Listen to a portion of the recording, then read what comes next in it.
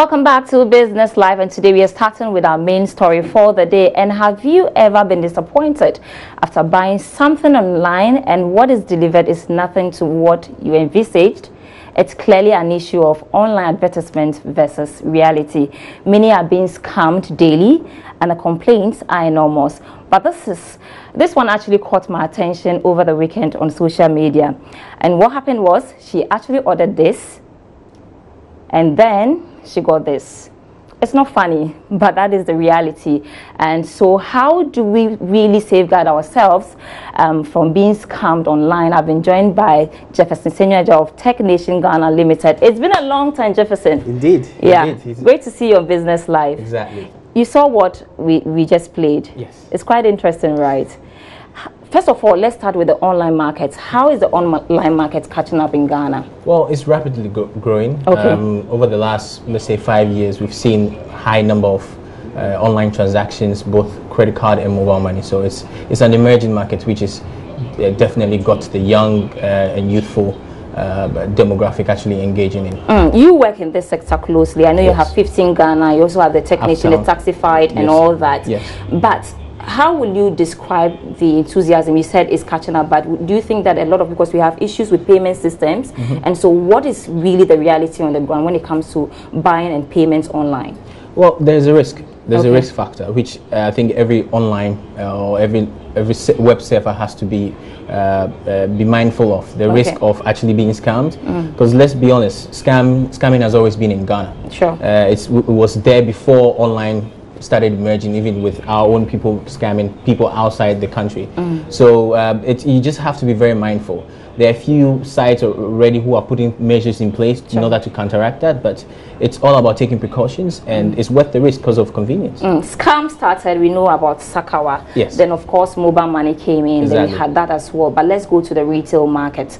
Scam at the retail market, how is it like? We saw what just happened. I have been a victim before. You buy something online and the thing comes and it's not what you ordered. It's just no close to what you bought.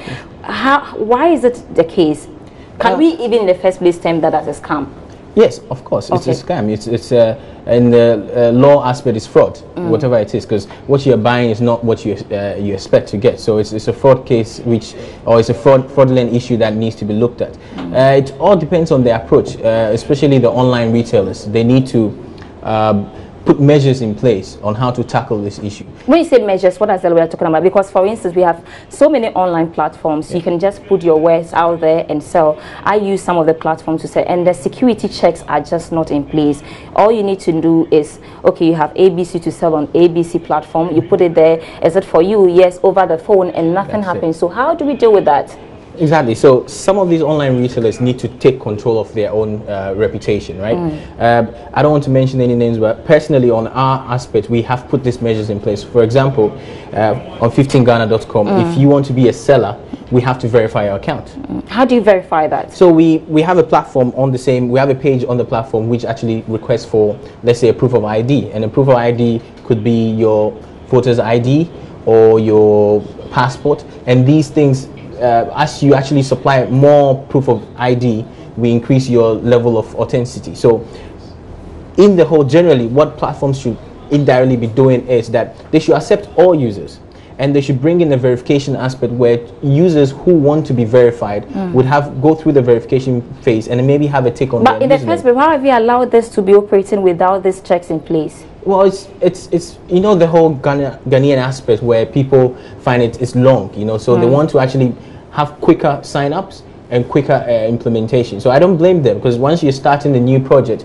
the first thing people will say is, oh, it's too long to sign up. Oh, it's too long to actually go through the whole seller aspect. So I think retailers just need to start thinking about protecting their customers than actually gaining more sellers on their platform. I think we as customers also have a role to play. We'll go into that. But before that, in a localized situation, for instance, if I buy something here in Ghana and I think I've been scammed, perhaps I can go and chase up to be able to get back my money or get the right thing. But in cases where it's an online market, e-commerce is big now, and I buy from abroad, in that case, what happens to me?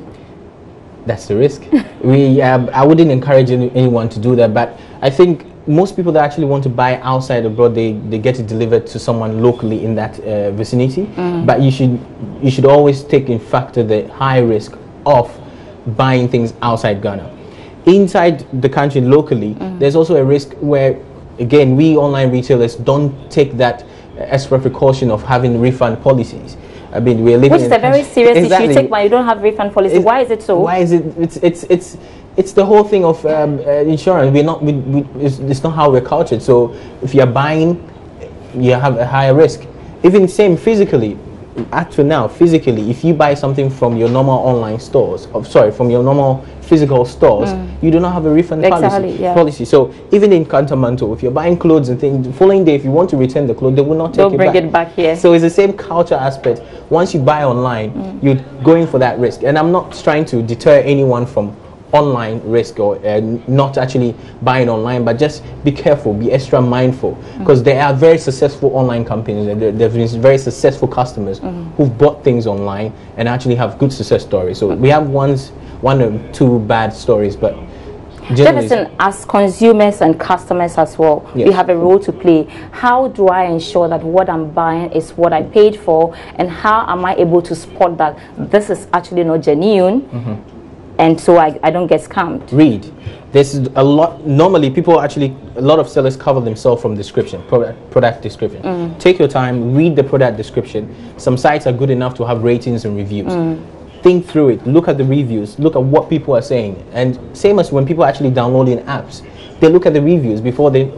Jefferson, talking about reviews, I noticed in my case, for instance, sometimes when you give them reviews, they block you because they don't want others to see what you have given them, the rating. So in that case, what happens when you block my review? Yes, and that's the case that you need to take up with the online retailers, that they need to stop allowing users or sellers to block reviews, because that does not actually encourage a very trustful community.